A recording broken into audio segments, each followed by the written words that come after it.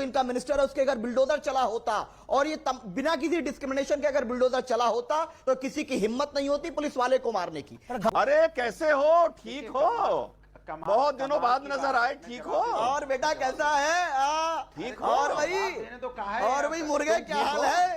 अरे शदाब, अरे जोकर कैसा है? अरे तुमसे मिर्ची नहीं कह लगी? रहा मेरे बच्चे, अरे मेरे वाह, बेबी वाह, तुम्हें जोर नहीं कह से रहा। हंसो। अरे तुम्हें नहीं कह रहा मेरे बेटे, बेबी, तुम्हें नहीं बेटा, कह रहा यार। बाप, छोटे हो तुमसे, तुम्हारे मुंह थोड़ी लगूंगा। तुम उम्र में छोटे बाप हो। बाप होता है।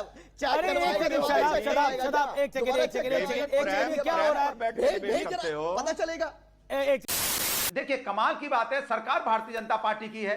भारतीय जनता पार्टी से मैं जवाब मांग रहा हूं कि दिन दहाड़े गोलियां बारूद क्यों चल रहे हैं, इसका जवाब न देके 1907 में हुआ था, 2000 में हुआ था, 98 में हुआ, 95 में हुआ। मैं पूछ रहा हूं लखीमपुर का सांसद कौन है? क्या उस पर आपराधिक मुकदमे नहीं? क्या उसके बेटे ने 4 लोगों को रौंदा नहीं? क्या लखनऊ में, कानपुर में 2 मां बेटियां जली नहीं? क्या लखनऊ के अंदर में सरेआम गोली चली नहीं? क्या विक्रूकांड में 8 पुलिस वाले मारे नहीं गए? क्या नहीं, किस तरह से गोली बारूद चल रही है? तो कानून व्यवस्था तो बनाइए प्रभु। छठी बारी बोल रहे हैं, अगर पहले से आप छठी बारी बोल रहे हैं बात। एक सेकंड, गोली चलाने पहले हाथ कांपना चाहिए। ऐसे हाथ कपे जब आप किसी पुलिस वाले पे गोली चला रहे हो तो अपराधी का हाथ कपना चाहिए। अपराधी गोली चला देता है और हमारा पुलिस वाला मारा जाता है। और यहाँ पे आप कह रहे हो कि नहीं समाजवादी की गलती है, सरकार बीजेपी की है, गलती समाजवादी की है। मुझे ये समझ नहीं आ रहा। अब आपने बोला ना, अब आपने बोला हाथ कांपना चाहिए, हाथ दिखाने की बात कर रहे हैं। एक सेकंड, हाथ कांपना चाहिए।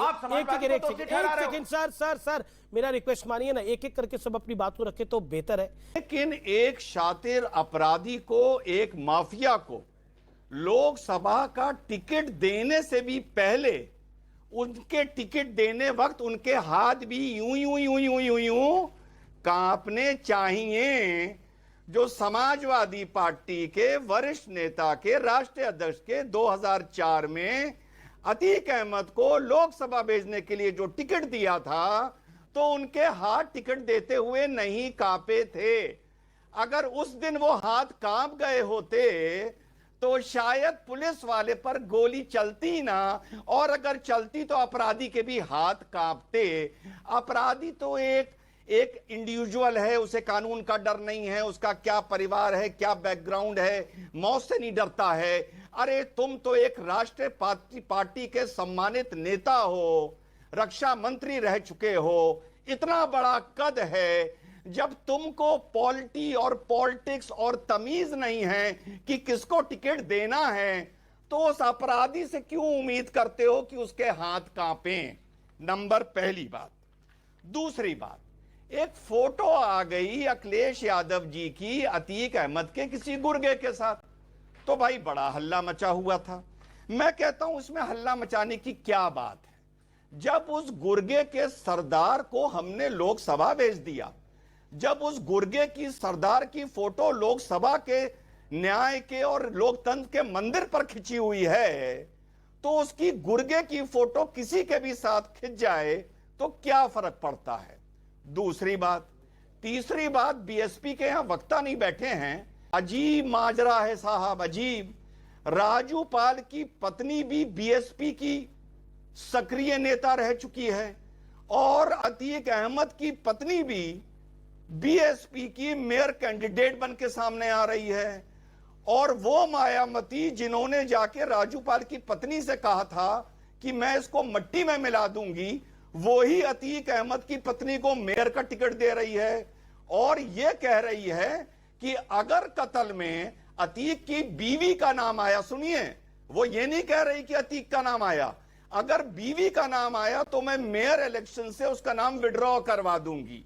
और आज जो ये किस्सा प्रयागराज में हुआ है, मानिए या ना मानिए, एज अ पॉलिटिकल कमेंटेटर बता रहा हूं, मेरा विश्वास हिला है, मैं निराश हूं।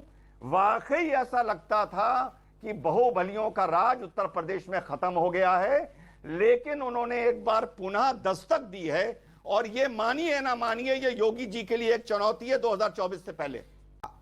सबसे पहले तो भारतीय जनता पार्टी की सत्ता 2017 से है, वो लगातार कहते रहे कि हमने अपराध मुक्त उत्तर प्रदेश कर दिया। क्या यही अपराध मुक्त उत्तर प्रदेश है कि जहां खुलेआम पुलिस पर गोलियां चलाई जाएं? दूसरी चीज यह है कि अगर अखलाक के कातिलों के घर बुलडोजर चला होता, अजय मिश्र टेनी जो इनका मिनिस्टर है उसके अगर बुलडोजर चला होता और ये बिना किसी डिस्क्रिमिनेशन के अगर बुलडोजर चला होता तो किसी की हिम्मत नहीं होती पुलिस वाले को मारने की। पर गाड़ी हम इस तरह के पलटेगी अपराध अभी का कोई भी करे चाहे उसका कंडम करते हैं, सुब्रत लेकिन पाठक कह रहे हैं कि discrimination अतीत की कैसे गाड़ी भी कीजिए? पलट जाए तो Discrimination हैरानी नहीं है। हाँ, मैं वो उसी पे आ रहा हूं। ये डिस्क्रिमिनेशन तो किया जाता है कि जहां से पॉलिटिकल गेन होगा वहां आप अपराधियों पर कार्रवाई करेंगे वरना नहीं करेंगे। क्या इस देश में कानून का राज नहीं चलेगा? स्वतंत्रता सेनानी और अंबेडकर जी ने क्या इसी का सपना देखा था कि ऐसा राज आएगा जहां अदालतों पर ताले लगा दिए जाएंगे? अमीश भाई जी। अगर अब गांधी जी के सपनों पर बात होने ही लगी है, हम सब इतने बुद्धिजीवी यहां बैठे हैं, तो फूलपुर से पहला सांसद कौन था? उस जमाने में इलाहाबाद था, जवाहरलाल नेहरू जी। पंडित जवाहरलाल नेहरू जी सीट से जीत के लोकसभा पहुंचे थे।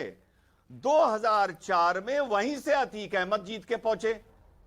तो क्या गांधी जी ने यह भी सपना देखा था या नेहरू जी ने यह सपना देखा था? इसका जवाब वो क्या देंगे, शादाब क्या देगा, उसको ज्यादा वो नहीं है। इसका जवाब आप इनसे लीजिए ना, अनुराग से, कि जहां से पंडित नेहरू जीत के गए वहीं से इन्होंने अतीक अहमद को लोकसभा भेज दिया। ओके, अनुराग भदौरिया कुछ कहना भी चाह रहे थे वो। अरे कैसे हो? ठीक हो? बहुत दिनों बाद नजर आए, ठीक हो? और बेटा कैसा है? ठीक हो? और भाई मैंने तो कहा है और भाई मुर्गे क्या हाल है?